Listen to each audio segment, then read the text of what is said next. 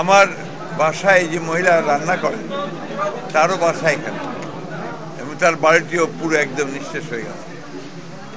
এটা আপনার এই দরিদ্র মানুষগুলোর জন্য একটা চরম আঘাত।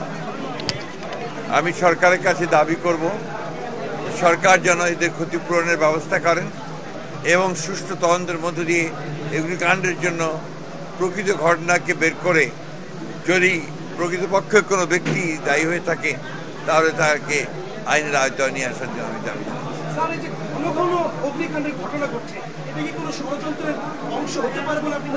আমি সেটা ঠিক মনে করি না। আমি যেটা মনে করি সেটা হচ্ছে যে আমাদের দুর্ভাগ্যক্রমে আমাদের যারা বিভিন্ন প্রতিষ্ঠানগুলো দায়িত্বে থাকেন, বিশেষ করে আপনার গার্মেন্টস অথবা আপনার ফ্যাক্টরি কারখানাগুলোতে তাদের কিছুটা নেগলিজেন্সি এবং অগ্নি নির্বাপনী ব্যবস্থার প্রতুলতা এবং আইন না মেনে চলা, সব কিছু মিলেই এই অগ্নিকাণ্ডগুলো ঘটে।